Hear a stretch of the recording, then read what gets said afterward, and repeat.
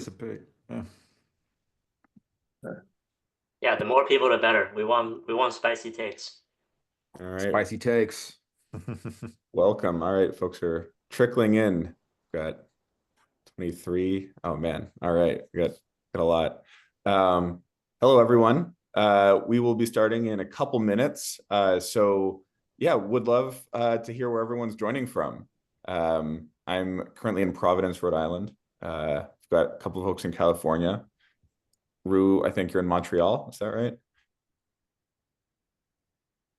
All right. Montreal. Ooh, UK. A lot of UK, London. Awesome. Love that. Nice. Oh, good. We got some really good international sort of around the US, Italy. Sweet. Yeah, this chat is exploding. I know. We're up to like almost 100 people at this point, and this is 1 minute. This will be exciting. All the people from the UK joining. Isn't it half past pub time already? It's Wednesday, Josh. Yeah, that's the first day of the weekend, no? In the UK? No, just kidding. Just kidding. Not for the dedicated. 1 o'clock. Nice. Nigeria. That's cool. Welcome. It's always pub time. That's right, Mr. Donville. All right, we'll just get started in a couple minutes. Thanks, everyone.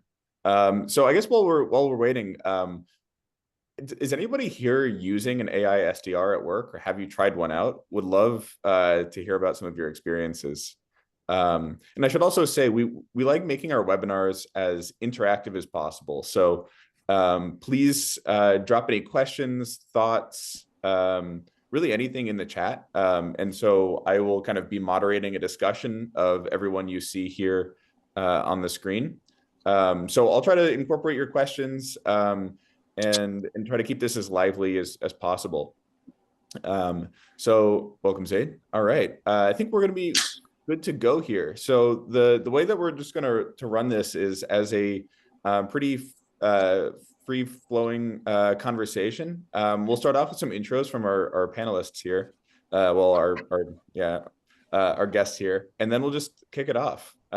So Zaid, how about you just join? I'll put you on the spot. Do you want to do an intro first, and then we'll go David and Josh and Alex? Yeah, would love to. First off, thank you everyone for joining. Obviously named Zaid, CEO and founder of Valley. My background is in appointment setting. So previously built and exited 2 LinkedIn appointment setting agencies. Then kicked off the Valley journey in April of 2023. We then raised $3 million in pre-seed later that year from General Catalyst Fellows, Antler, Jason Calacanis, some others, and are really here building the LinkedIn-based AI SDR. So I'll be taking that camp of the debate. And customers include, we've got some amazing logos. Some of you may have heard of, Front being one of them, and plus about 100 early stage startups as well. So I'll pause there. Stoked to be here, and we'll pass the mic. David? All right. Well, thank you everyone for coming. This is I think we're getting pretty good at this SDR. So at this webinar. So clearly, people love these live events. So really happy to be here and doing this again. So I'm David. I'm the CEO founder of Omni. So I actually have an engineering background. I used to a long time ago. I used to work at NASA. Worked a little bit on the Mars rover, and then the government was a little bit too slow, so I decided to get into startups. Started my first startup about 10 years ago, essentially building a enterprise customer experience platform. Worked with a lot of large enterprise companies as well as startups.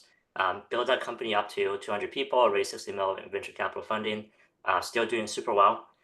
But once the AI wave hit, I kind of got the AI bug and decided to really kind of go all in on AI. This was I think this was 1.5 years ago, and that's kind of where I started Omni. And Omni is kind of really, the thesis behind Omni is kind of this very broad thesis that large language models and kind of your current generation AI models is really a new species of software.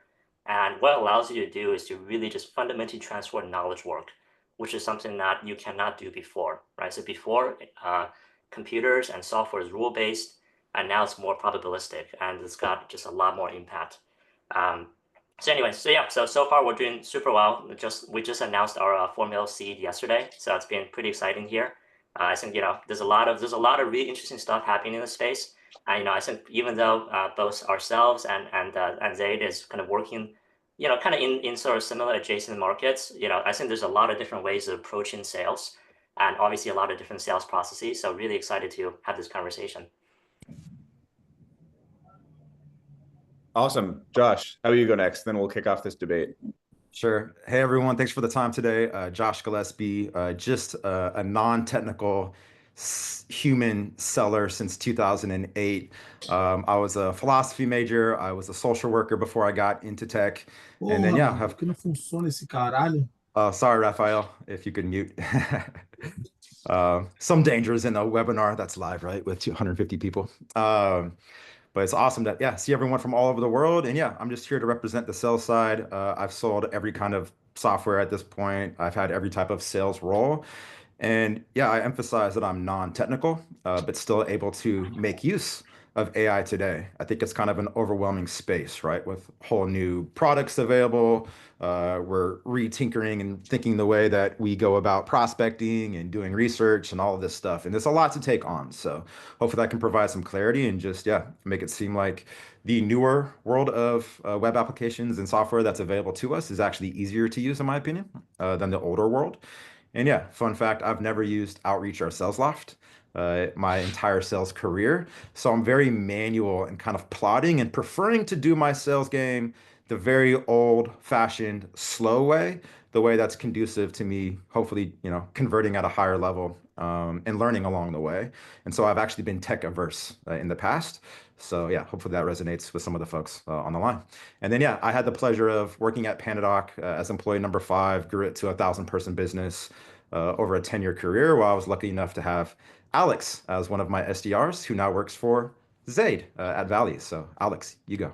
Oh, yeah. Hey guys, I don't think I'm going to be talking that much throughout the course of this, except for to tell Zaid, get him, like get my boys back. But that said, name's Alex. I am the founding AE at Valley. I've been here for a little over 3 months now, but historically been in the trenches for a little over 5 years, with Outbound being a key just thing that I've been, one, like passionate about, but two, taken very seriously. Ever since joining Valley, I've seen how successful the concept that Zaid has built out has worked. And just in the greater scheme of things, I'm looking to take the fort that he held strong for a while, build a couple new floors, patio, pool. So essentially take us to the next level. But I will probably be on mute, but I appreciate the intro, and Josh and Zaid, great to see you in the same room. All right, thank Love you, it. Alex. Let's get into it then. So before we really start this discussion, let's set the stage here. How did we get here? Really, I think from what we all in this Zoom chat have experienced, the arc of go-to-market tech over the last, I don't know, 10 years or so, 15 years probably, has just been about more and more volume, more and more efficiency, more data, more signals, more enrichment, et cetera, et cetera. And so I think the question that brings us, or that's really around today, is like, does this still work, right? Is really this volume game of spray and pray outreach viable still? Would love your thoughts on this. Maybe Zaid, you can go first. Yeah. So it's an interesting question, because like we started the beginning of 2024 with a bunch of these outbound is dead posts. Outbound is dead. Outbound is dead. Outbound is dead. Outbound is very much alive. And it's killing for us, right? We're probably and Alex, who everyone just met, this guy is booking 4 to 6 outbound meetings per day. Now, what has really shifted is this idea of spray and pray, and I think that AI SDRs have actually perpetuated this problem. Let's see, if we go back to some outreach's genesis 10 years ago, everybody needed a sequencer. People were sending emails one by one, incredibly time consuming. The main problem there was sending messages is great. If we get into people's inboxes, we will get a meeting. And so what we need is technology that will actually help us do that more efficiently, more effectively. And so Outreach came to the scene. They offered that for enterprises. Apollo came to the scene. They offered that for the SMB. And then people quickly realize, well, if I just send more meetings or I just send more messages, I'm going to book more meetings. And that was our whole predictable revenue model. Salesforce was built on this. Snowflake was built on this. Your sort of first gen of B2B SaaS was built on this playbook. And then you start seeing the atrophy, right? It's come 2021, 2022, you start to see the early signals. And now you're really in a position where Google doesn't want you to send a ton of emails. Microsoft doesn't want to send you a ton of emails. Spray and pray is broken. Then the AI SDR came in and promised to fix this problem by saying, hey, we're going to personalize your messages. It's going to be great. Your response rates will go through the roof. And what happened? None of that really happened, right? And I think the issue with that is the AI SDR solved problems in a process that no longer existed, right? The process of building a filter-based list, enriching that list with contact data, sending out multi-threaded emails and LinkedIn messages, and trying to sprinkle on personalization on the top, it didn't work, right? It didn't work for the past 2 years. AI SDRs just accelerated this. It was really like a poison-coated Band-Aid that people were offering. And so what we see is you really need to focus on the who. How can we build an outbound tool that is built around or architected around fewer activities, fewer messages, right? Do all of the work at the top of the funnel of signal identification, intent identification. That's the work that an SDR should be doing. And when we say AI SDR, it's like that's where AI should be applied. It's not just blasting out messages. It's really figuring out who are the 3 to 10% of people in your market that are actively ready to purchase your software, and then go and do the research and do the personalization. But make sure the relevance is there first. Don't build a massive list and hope that the relevance will just appear. Because if you do that, 70% of your messages will suck, and that's really just spray and pray and another font. So to answer your question, I don't think spray and pray works anymore, but outbound very much still works.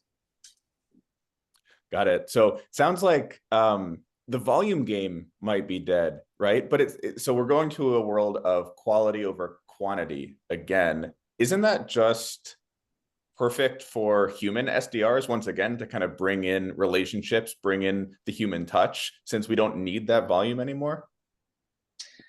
If you want your humans to be wasting all their time, then maybe. Well, where do you want your humans spending time, right? You want your humans spending time on things that are innately human. Pouring through LinkedIn to find people who posted about a certain keyword, it's a massive waste of time. Pouring through LinkedIn to find, or going through a CSV to say, okay, these prior champions of my product have now changed jobs. It's a massive waste of time. Thinking about if somebody was recently promoted to a position where they now have budget to purchase your software, waste of time, right? So like all of that top of funnel work, that's what an AI SDR should be focused on. And the core differentiator, the core value prop should not be just the research and the copywriting. That's going to be table stakes. But you want AI automating that top of funnel work. It's able to automate that top of funnel work. Let humans do what humans are great at. Speaking, on the phone, doing what we're doing here, smiling, jamming, debating.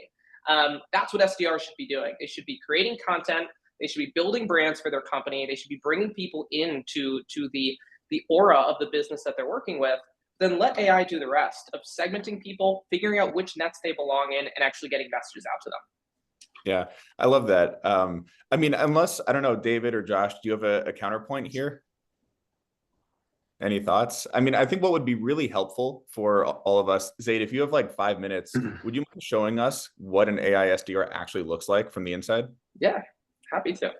And Zaid, just to be clear, you're not attempting to replace humans here?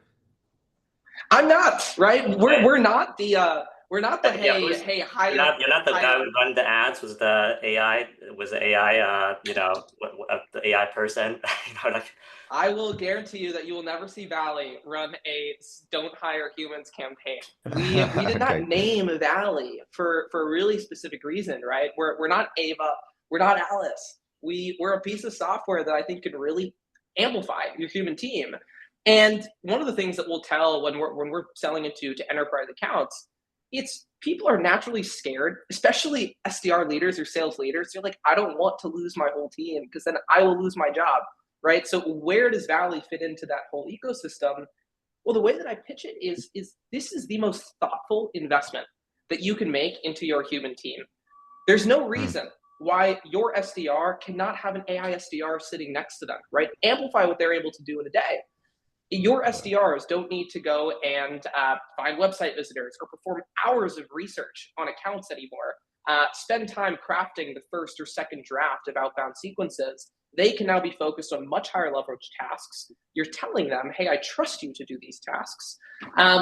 And bringing in AI tech to do a lot of the more monotonous, mundane, manual work. So no, keep your human team, maybe delay that next hire. Maybe you don't need to expand the team, but invest in them. Invest them with software, get the leverage out of them, and then start scaling the SDR. Yeah. I think that I love that vision. I mean, let's see it in action, if you wouldn't mind. Yeah. Let me pull up my screen. Hold on. Yeah. Yeah, it's interesting, right? We don't see yet the marketing for AI AE, AI VP of sales, AI CRO. So there's something about having those two things together, which I think feels threatening, compared to, those other roles can make use of AI platforms too to help make themselves more efficient. But why aren't we branding yet in a similar way for the other personas like we're branding for SDRs? Because we just kind of devalue the SDRs work when we think about prospecting at scale in general.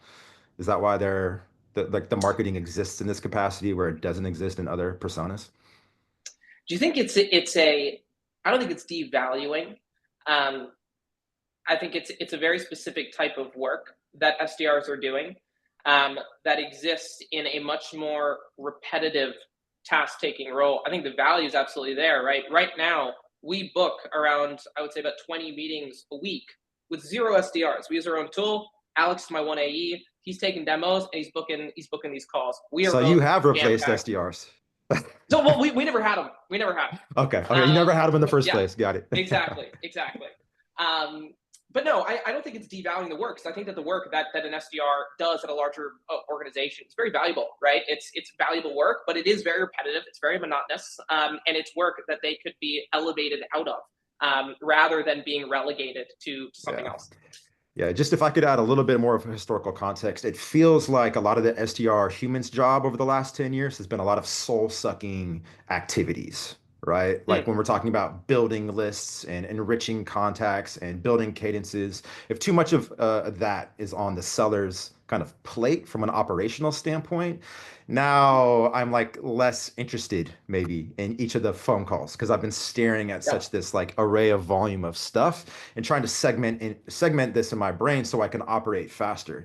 And maybe it's just because I'm old, but it just feels like in the last 15 years, we've changed the definition of outbound to be more like a mechanism for generating inbound. Right? Like, where can I use technology to avoid having to make an uncomfortable cold call, to avoid having to do something that's going to make me feel bad or like I'm infringing on someone's time, like to avoid doing the uncomfortable tasks of sales. We have this generation of technology to help us like spray into the total addressable market and then use signals to react and go after what's warm from a timing perspective. All of that gets away from like my original understanding of outbound, which is to go in cold and build a damn business case with the top prospects for which you built a product or service, right? Like if we're not focusing on our true ICP and we're instead being reactive to signals, are we ever focusing on our ICP if not by accident or chance? All right, so I think this is a really interesting point, right? Let's look at these as two separate concentric circles. You've got outbound over here. These are random people. They've never heard of you. They're not aware of you. You build this list. You want to go message them. No problems with that. You then have inbound. Inbound is great. 1%, 2% of people who visit your site actually submit an inbound demo. You now have this middle circle, which is all of the people who are aware of you, who understand what you do, but they haven't taken that next step. The way that I think about this is outbound over here is kind of like being a hunter, right? And you've been running outbound teams for quite some time. You know that it's hunting. It's a hunting mentality. You're going out there, you're chasing these deals. I think buyers are really exhausted of being hunted. I think that the future of outbound should be hunting in a similar sense, but like a fisherman. You've got your business. You should be laying nets out around your company, right? When I talk about this aura around the business, right? The concentric circle just around inbound, you should be laying these nets out. As people are swimming through their buying journey, you should be able to capture them and then go and outbound to them or do what you want to do with them. So for example, you should be able to build a quote net, and just for a little sneak peek, this is one of the features that we're releasing soon. But you should be able to build a net around, okay, Josh viewed my website. Josh also, I just saw a post come from Josh's company that they're hiring for SDRs.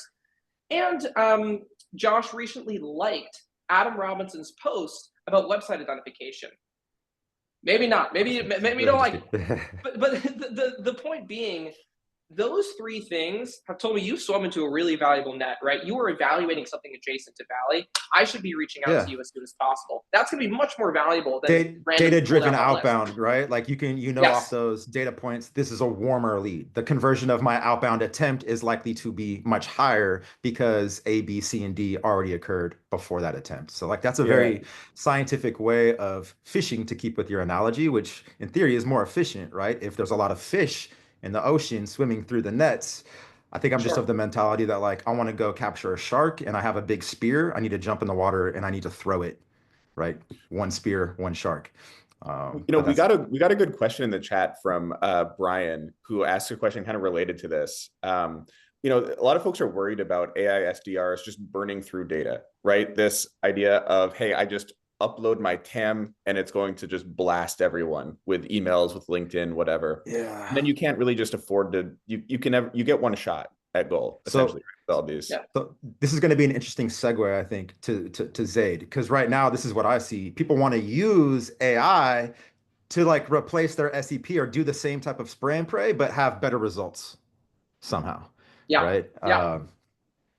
So I don't know. For sure. Zaid. I just don't think those are the right buyers, right? It's like, look, you have to understand what works in outbound and what doesn't. I'm happy to tell you what I think works in outbound. And if you don't think Valley's a fit for that, that's no problem. Like, go to one of my 100 competitors down the road who are going to be great at spinning up 30 inboxes and sending a ton of emails out there and burning your TAM. I would also encourage you, if you want to go look at those companies, also go on LinkedIn and see all of the reviews about burning TAMs, right, from these AI SDR companies.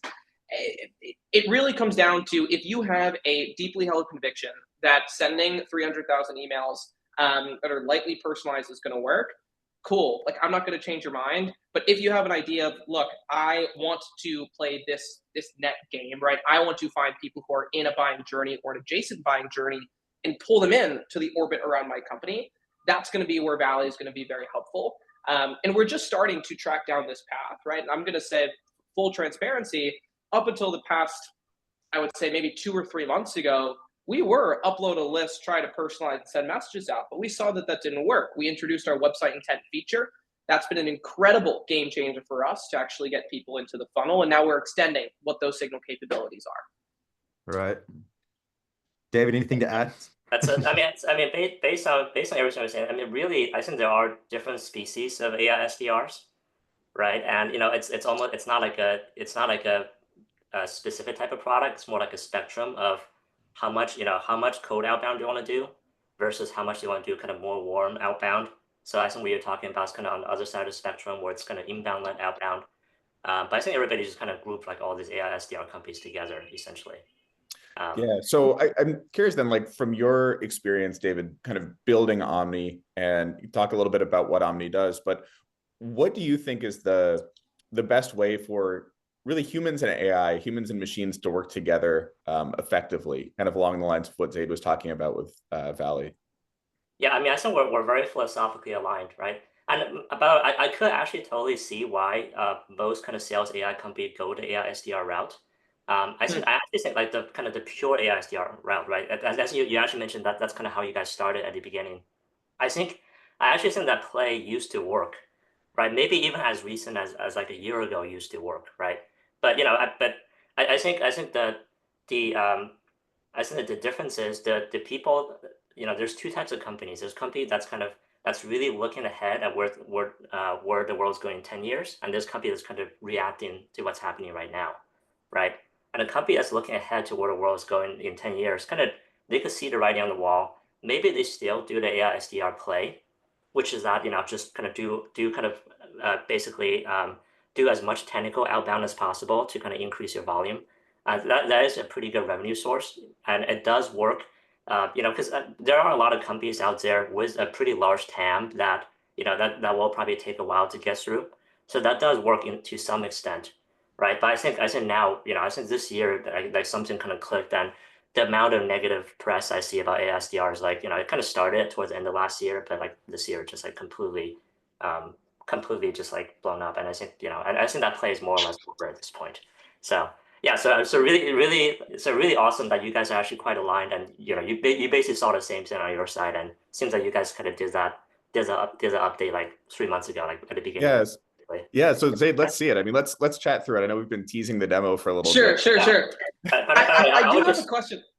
I would just I would just kind of close on. I think the difference is that the fundamental difference I see with this different types of AI SDR company is the thought experiment I always have when I do product prioritization, right? When I look at a product roadmap is, if everybody in the market has the exact same capability, does it just kind of net out to zero, right? So, I would say that if you kind of look at it from that perspective, there is like two very distinct type of companies, right? If you do a volume-based play, let's pretend that all your competitors have the exact same software, then they more or less net out to be zero. You just kind of just increase the volume for everybody. If your play is inbound-led outbound, if your play is way more kind of precise targeting, right? And and kind of exploring alternative channels, then it's a lot more of a positive sum game, and and everybody could use the same software, and everybody would be successful. So that's kind of how the differentiate between the two category of companies. So, anyways, I don't want to like delay the demo, so we're not trying to. No. Zaid, show us how you've been able. Go ahead. No, I really do want to talk after this just about the definition. Like, how are we defining AI SDR, right? Who's the arbiter of that definition? Because you are. It seems that, right? So I want to be able to define it and what we think about as being an AI SDR. Because I really think that there's such a spectrum of what people believe when they hear that term. And it's now become the sort of the denotation, the connotation has become spray and pray, technical, set up the technical infrastructure and blast messages out. But actually, an AI SDR is not that, right? That's a very crappy SDR. So anyways, let me do. So this is your opportunity to level set with over 130 people. What is an AI SDR as you've built it? And it's not replacing SDRs, but you've also been able to forego hiring them. Correct. Again, many of our customers, they keep their team, and it's an amazing piece of tech for them. So let's jump in. So right now, this is the home dashboard. You'll see a couple things, just the messages that I've sent out today. As you can tell, this number is not 3,000, which is what you'd see with many different SDR tools or AI SDR tools. You'll also see the our website visitors, and so Valley has the ability to de-anonymize or uncover the people viewing your website, not the companies, not the accounts. Somebody at Google in Austin viewed your website. No, these are going to be specific people who are coming. They're showing intent. And so, for example, Danielle here, somebody that I would love to reach out to. She's viewed the website more than 3 times in the past week. Valley is also going to track their intent. But this is going to be your home dashboard. Piece 1 is going to be Valley needs to understand what your product is selling and how to write like you. That's where we started, right? You need to understand the core nucleus of information. We don't want to be pushing out ChatGPT sounding muck. It needs to sound like you. And so where you train Valley to do this is in what we call Valley Studio, right? This is where you really mold your ideal clone or your ideal seller or your best rep. You clone their best practices. You'll see 2 sections here, products and writing styles. First piece is going to be the product. And so here you could drop in your website URL, and Valley is going to spit out something that looks like this, your brief description of your business, your competition if you can find it. Then really what matters here is going to be your value propositions, your pain points, and your proof points. Now, this is 100% unfiltered Valley. This is what Valley grabbed for us. We find that a lot of early stage founders actually learn something very interesting about the way that they're positioning their product. Because they're like, I never thought about how people are taking away our website messaging. So anyways, here you can edit any of this. You can add new ones if you want to, totally up to you, but Valley will do 95% of the heavy lifting. And then you have writing styles. You can create as many as you'd like, but here you are going to instruct Valley in pure natural language, very similar to how you would instruct a human SDR, right? So I've told Valley, make sure messages are short but long enough for personalization, line breaks for readability, sound natural, not salesy, use CTAs like would love to chat, or LMK if you want a one-pager or just want to shoot over a quick connect. Again, imagine you're onboarding an SDR, you take out a post note, you jot down bullets on what you want them to do, and you hand it to them. That's what you're doing here. Can And then I it told draft Valley, emails in yeah. like iambic pentameter if I want to sound like Shakespearean? Oh, 100%, 100%. Nice. Actually, maybe in a second, I'll show you, I'm testing out this campaign idea where I'm sending connection poems instead of connection requests. And so it's trying to find a personal detail about the person and then relate it back to Valley in appointment setting. It's 4-line poems in A-B rhyming scheme. It's so actually, I might go find some in a second. Conversion is going up on limericks. That's interesting. Yeah. So I just launched this yesterday, actually. So I haven't seen if we got any replies. We can take a look live. But okay, so that's the don't section. Now, creating a campaign is super simple. Everything we do is on LinkedIn, by the way. We could talk about LinkedIn versus email, but we are fully LinkedIn focused. You can decide how you want to reach out to people, either through LinkedIn connection requests or LinkedIn InMails. One of the beauties of Valley is that you can send up to 800 InMails per month. And then you can send about 400 or 500 connection requests per month, depending on the account. Build your sequence, set your timing. This UI probably looks familiar to a lot of people who have used sales tech in the past. Select the product you want Valley to sell. Select the writing style. For this, I'm just going to upload a random CSV just so we can go to the next screen. The next screen is my favorite screen. Select your language. We power about 20 different languages, your time of day, your days of the week. And then you enter the research library. Now, this is where I think AI can be incredibly helpful and a clear area where you don't want humans spending all their time. The research library is basically asking you, if you had unlimited time in your day, what research would you want to do on each prospect that you just uploaded? Let's say you just brought in a list of 1,000 people from Clay. They're hyper qualified, they've got some signals connected to them, you brought them in. You can now tell Valley, hey, I want you to go and scrape the entire digital presence of this prospect. I want you to go and scrape the entire digital presence of the company. I want you to research the hiring trends, the financial performance, the leadership team, the market share, office locations, partnerships, M&A history, industry headwinds and tailwinds.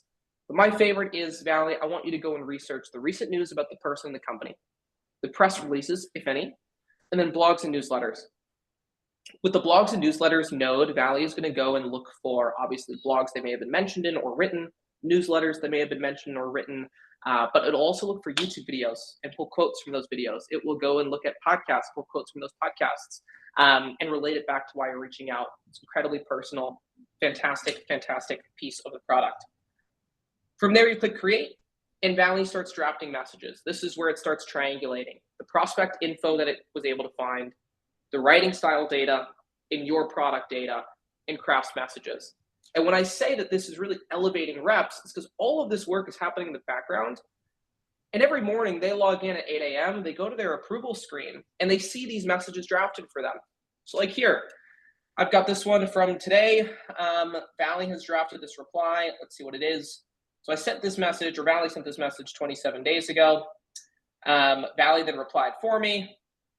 Caroline replied, thanks for reaching out, and then boom, I've got this ready to go. I haven't clicked anything, I haven't done anything. This is a lead. I'll probably book her right after this call.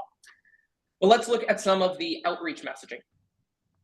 So let's see here. For example, we click in Nathan.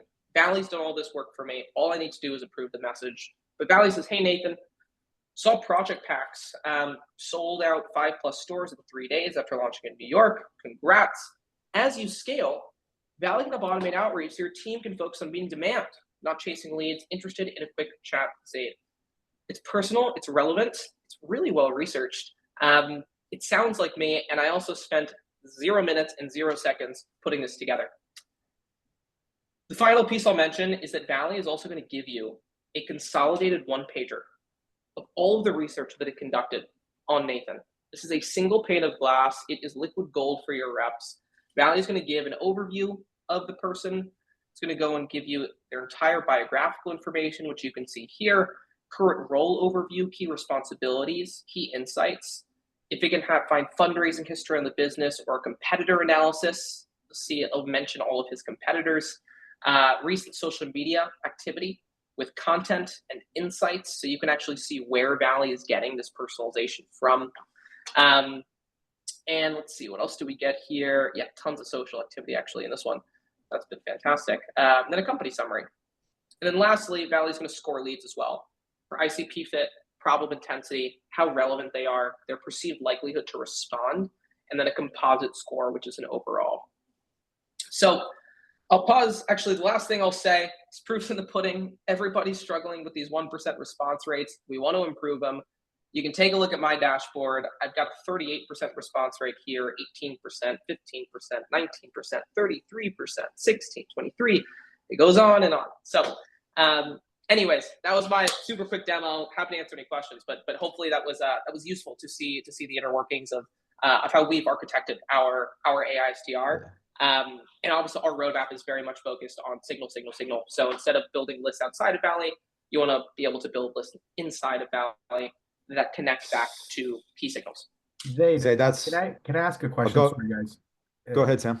And so Yeah. my question relates to, so we're based out of Canada, and if you guys are familiar, there's laws that do not allow you to just blast emails to a list. And so how does this somewhat, I guess what I'm trying to understand is, like, have you sold this solution to anybody in Canada? And if so, how do you go around, some of the laws that are in place? 100%. So tell me a little bit more specifically, which laws are you referring to? Are you talking GDPR? Are you talking specifically email related? Or are you talking LinkedIn related, where people need to opt in to receive a message? Yeah, I'm talking email related, and it's called CASL, CASL. So it's cool. it's a Canadian anti-spam law. Sweet. I am not going to tell you what my answer is because I have no idea. I've never heard of Castle, so I should look into it. So I'm not going to sit here and try to figure out how we play nice with them. Get the GC on the line. Exactly. But based on what you just said, it sounds like it's really focused on email. Everything, again, we do is LinkedIn based, so it's going to be connection request and email. Most of the laws that I've seen around outbound require some form of opt-in. And on LinkedIn, you have opt-ins, right? So connection requests, they have to accept the connect, and then email, they have to accept the email. And so generally, from what I know about outbound sort of, I guess, arbitration law, whatever it may be, if you have an opt-in, you're safe. And LinkedIn is a platform that forces opt-ins regardless. So we can do anything we want on LinkedIn. But yes, I think it would be widely more applicable for email. I'd love to set up just a secondary call with you to further understand, some of the things. So I totally understand this is based on LinkedIn. I did add you on LinkedIn, so maybe we can touch base after. Yeah. Hey, that sounds great. I think Alex dropped his email in the chat, so I definitely reach out to Alex. Yeah. He'll be able to set you up. Sounds good. Thanks, guys. All right. So thank you so much for the demo, Zaid. Really love this. Yeah. Yeah, of course. And so we had a few things on the agenda. So I just want to maybe transition this from kind of the top of funnel to more discussion around okay, AI SDRs are great, but you really can't talk about SDRs without also talking about their partners, AEs, right? And so I'd love to sort of talk about now with the group, what are your thoughts on AI SDR and human SDR collaboration? Is there space for both? And also AI SDR and AE collaboration? Kind of how do these two things work together? Does that make sense? Where does the human element really come into play here? Yeah, I'm happy to take that. I think Valley is actually a really good archetype for how the AE AI SDR relationship can work. And this was really our thesis. I would say back in 2023, we thought about Valley as this perfect companion for the AE. We saw the full cycle AE was coming back into full fold, right? You went through this, I guess, back in 2021, 2022, this massive era of scaling SDR teams. We saw a trend back to full cycle AEs. Full cycle AEs are now being asked to do two jobs. How can you build a piece of tech that can fill an AE's pipeline? And I actually think that we achieved that goal quite well. There's still work to be done. But again, take Alex here, single person. And he is on email, he's on cold calling, but he's also on Valley, and he's booking probably 50% of his meetings via LinkedIn, via Valley, and the other 50% split between email and cold calling. And from there, he's taking those demos throughout the day, and he has about, I would say, an hour per day that he spends inside of Valley. But what he's doing inside of Valley is not just managing outbound for himself, but he's managing outbound for our 15 other team members as well. All of them have connected Valley or connected their LinkedIn's to Valley. Alex is able to upload lists. He's able to approve messaging. He's able to manage responses all inside of our platform. And so we've basically turned our entire team, engineering team, CX team, marketing team, into our de facto SDR team, managed by one person, being Alex. And all of that has been empowered by Valley. So that's what I think the AI SDR relationship could look like. And obviously, I just think it would be amplified or magnified if it was an SDR plus AI SDR relationship, specifically with Valley. SDRs, we work with a number of SDR teams. They now have more time to spend with their tier 1 accounts. They have more time to spend on customer offsites. They have more time to spend on email or on the phone, which is a place where I really don't think AI will ever have that much of an impact on AI cold calling. But they know and they can trust that LinkedIn is going to be completely done for them with no more allocation of maybe 20, 25 minutes of their day. Do you think we'll see a saturation of LinkedIn messages, just like we've seen in email, to the point where LinkedIn messaging is no longer effective, and then we're all going to start having to pick up the phone again, which is something the AI SDR, it's illegal for it to do, right? Great question. This is why I love LinkedIn. All right. The beauty of LinkedIn is if there's, number one, there's a one-to-one relationship between you and your account. I, as Zaid Ali, cannot go spin up 30 new domains and scale if it's working. I only have 400 connection requests and 800 emails. So do you, so does David, so does Sawyer, so does everyone on this call.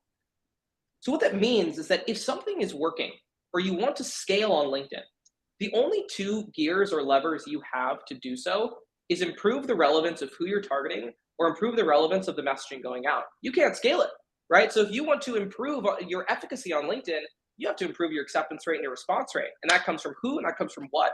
So if everybody adopts that same mentality, David, you talked about this, right? What happens if the entire world does what we're doing?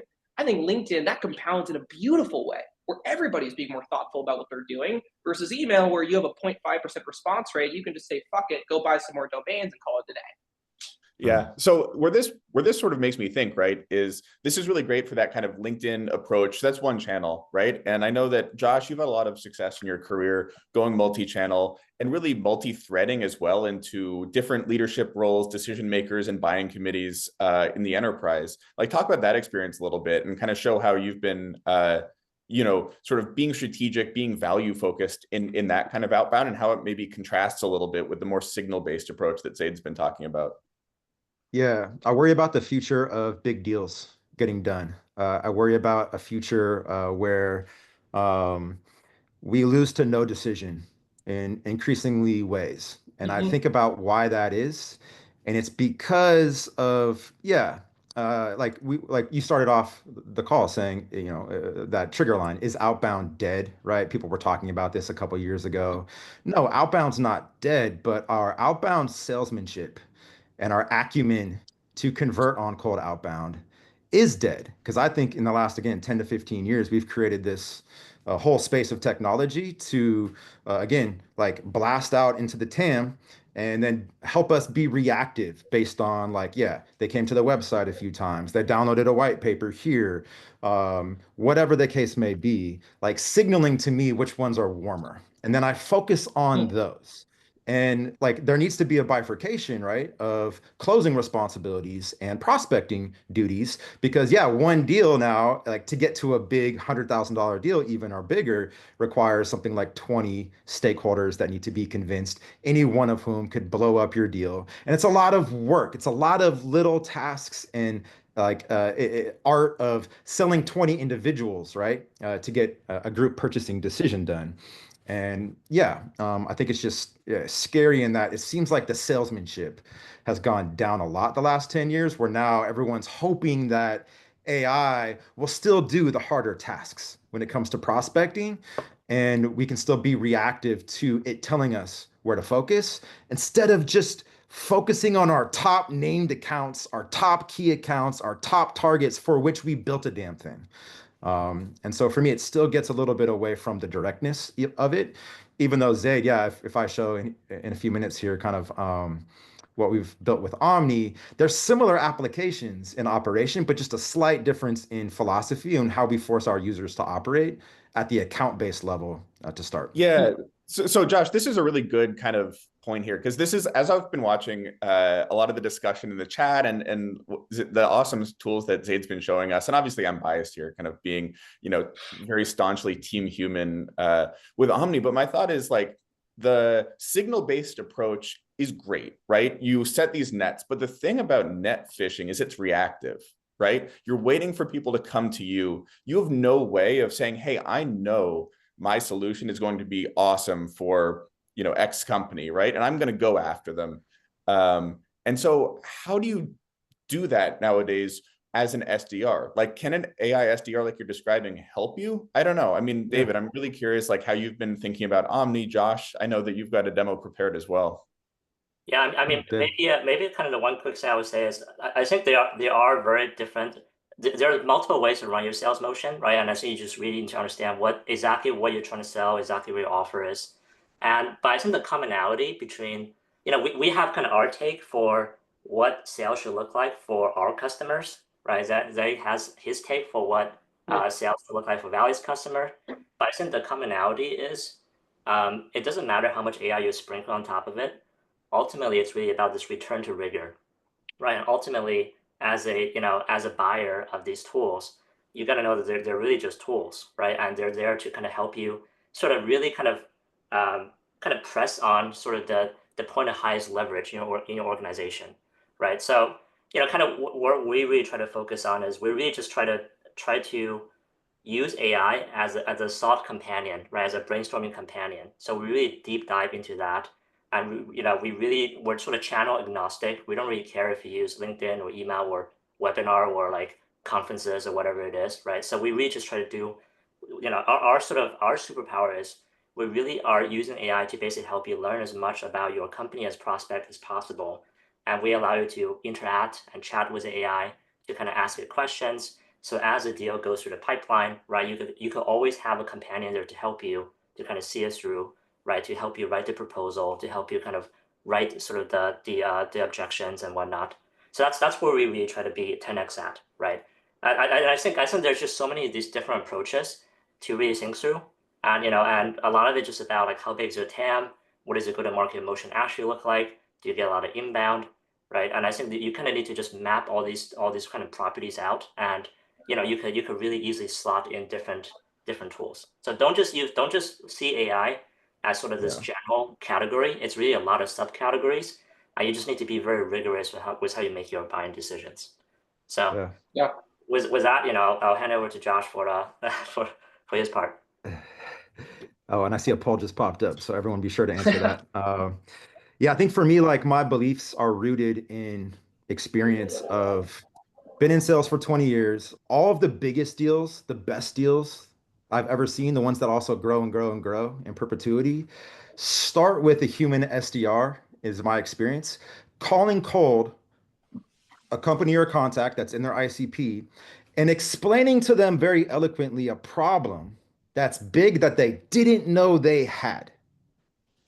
And that's a slight nuance from systems which are telling us, right, who's doing what, who had an RFP that's relevant, who had a 10K that has a business initiative that's relevant, who already knows about a problem is different than who doesn't. And if you already know about a problem, you're probably in the mode of evaluating and shopping. And it might be like a race to the bottom, right? Because there's a lot of options that can solve a problem we already know we have. And now we want to find the one that solves that existing problem best for the best price. That's a buyer-centric scenario where even if I'm getting good signals and this is a good prospect for me, I'm probably still in a competition. Whereas if I go and I'm the one to eloquently explain to a business a problem they didn't know they have, they immediately trust me to solve that problem if it becomes believable. And that then becomes potentially a problem that I can control the scope of up front to be bigger.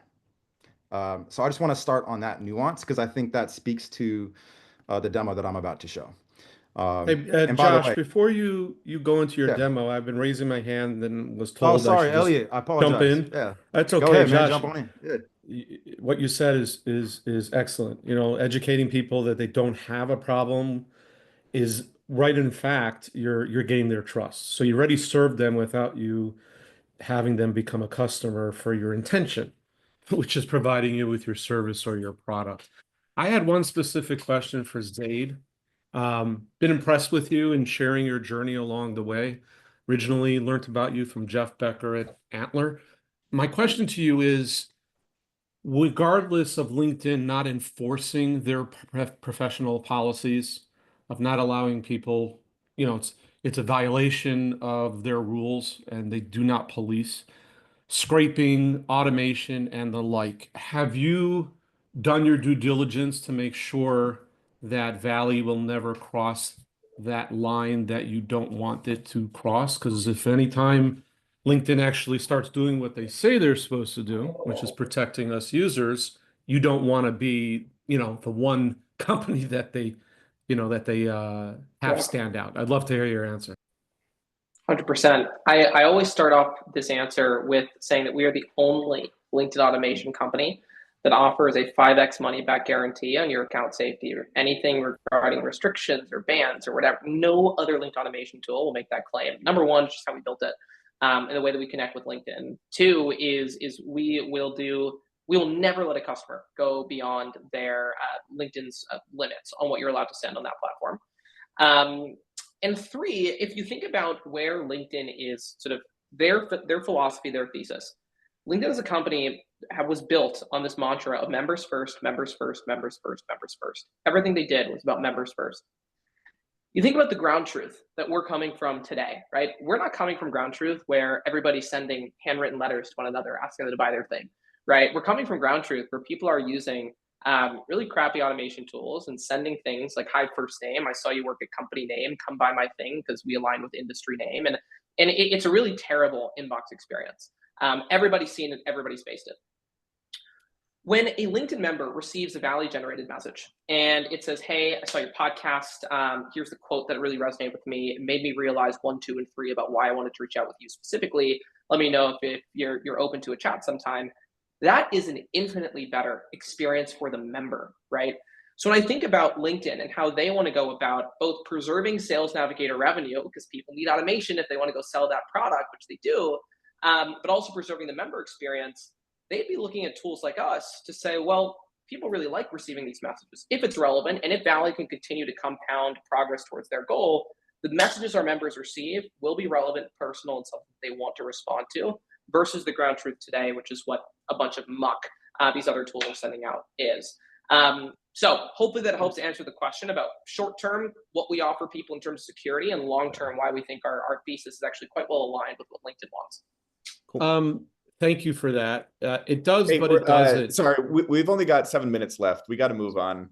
Really appreciate it. And I know Alex has provided his email, so please connect with Zaid, connect with Alex, and please, continue the conversation after this. I know that Zaid's got a lot of good info on this.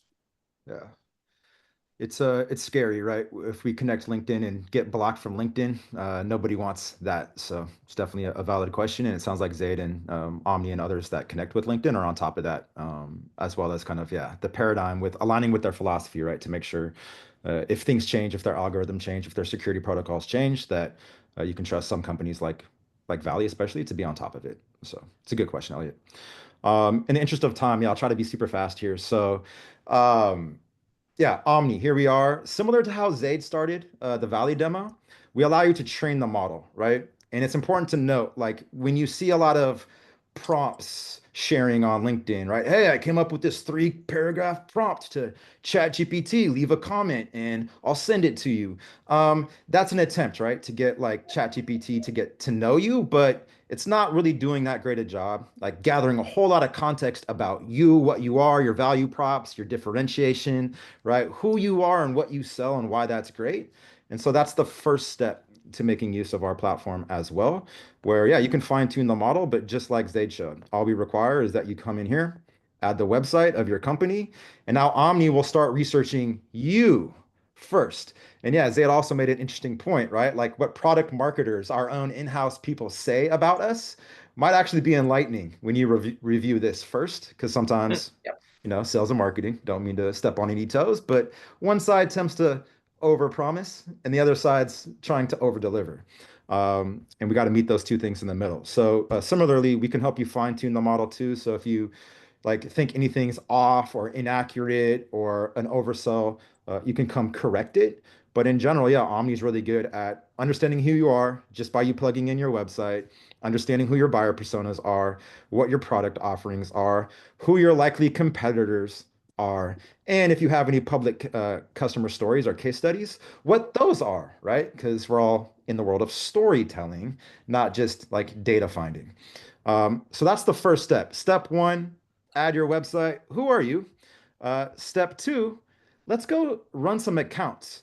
A little bit of a difference here is like we get a lot of inbound interest from spray and pray folks, and that's fine. We get that that's the, this is a volume-based game. More volume, the better. Can you just like point the AI outwardly and tell us which accounts are hot? What's my serviceable addressable market from the total? Maybe, but that's not our intention. Our intention is to help you close the biggest and best deals that matter for your organization. And you should probably already have identified who those are. Who are your named accounts? What are the accounts and the targets, the key ones that move the needle for you, regardless if they visited your website, regardless if you've seen them at an event, regardless if they had a 10K that like mentioned an initiative that's relevant, right? Because our goal is to help find information that you can use to build a business case from nothing and explain to someone why they're having a problem they didn't know they were having. And so we require that you start at the account level by adding an account. So I'll just go to Bose, for example.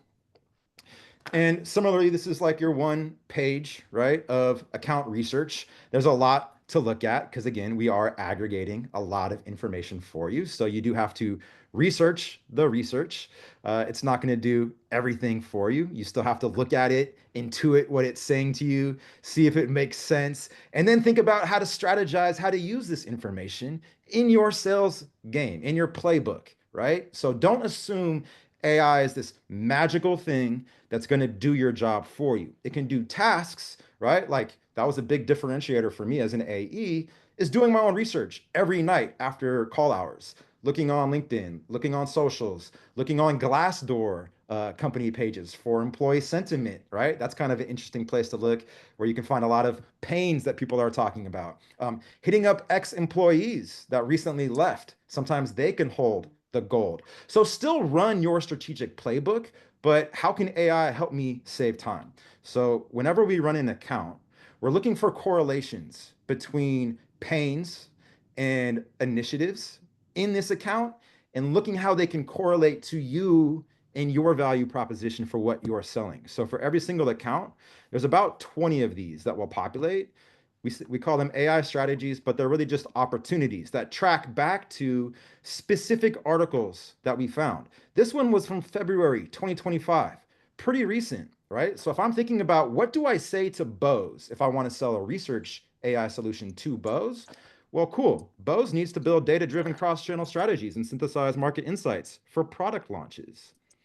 Here's how we think Omni can add value given that agenda. And here's the reasoning. Why? So I'm going to read this like a human. I'm going to think about it. And then I'm going to move on and look at other ones. So now I'm looking for what's my strongest angle, right? What should my POV be? What's the strategy here, right? All the questions that your sales manager or VP would want to know. Well, their sales team needs to conduct extensive research to understand market trends and consumer preferences for audio products. Boom, extensive research. This one I can figure out came from a specific resource. So you'll know it's not hallucinating or making stuff up. And now I can fold this into my prospecting game to make it feel organic. Hey, prospect A, I saw this on your website saying this. By the way, I do that. Want to talk? So again, like salespeople still need to be salespeople. They still need to be extremely smart, whether they're sending an email, sending a LinkedIn message, making a phone call. And so, yeah, it takes information to do any of those acts well. The other real last thing I like a lot about Omni is for me, the research was one thing that took a long time. The other thing is the deliverables, right? Like putting together a SWOT analysis, your strengths, your weaknesses, your opportunities, your threats, something my enterprise VP at my last company was always asking me to do for every single one of my named accounts. This is an activity or an endeavor that would take me 3 hours per account to do well. Well, I can just tell Omni, give me all of this information in a cold call script, in an elevator pitch. Give me open-ended questions I can ask on a discovery call. Give me a SWOT analysis for this entire company before I start trying to prospect into it, so I know what the potential objections or the other threats, the other competitors that they're using. So the research is one aspect. The deliverable is a whole nother that I always used to really struggle with. Therefore, Omni. And this is how I'm using Omni every day on my named accounts that I already know are targets. Awesome. Thanks, Josh. Really appreciate it. Thank you for everyone who joined. We are just about at time. So check out our products. We've been dropping the links to both of our websites in the chat. Also added in the chat a Zoom link to get a demo of Omni. I know Alex, I think, dropped one. Zay dropped one for Valley. So thank you, everyone, for participating. Thank you to our friends at Valley, Zay and Alex. We'll definitely do this again soon. And you'll all get a recording of this and all the good stuff there. So don't worry, we'll email that to you. Josh, Thank you all. Now get back to work. Josh, can I work, have y'all. Thank you. one of Outbound is those, alive. please? Thank you so What much. was it? This I is great. need one of those bobbleheads. Can I have one? Okay. Anyway, Yep. talk later. Yep. I'll send you my Venmo. It's just $1,000. No problem. All right, great job, guys. Thank you. Bye. Yeah, Appreciate thank everyone. you. It's fun.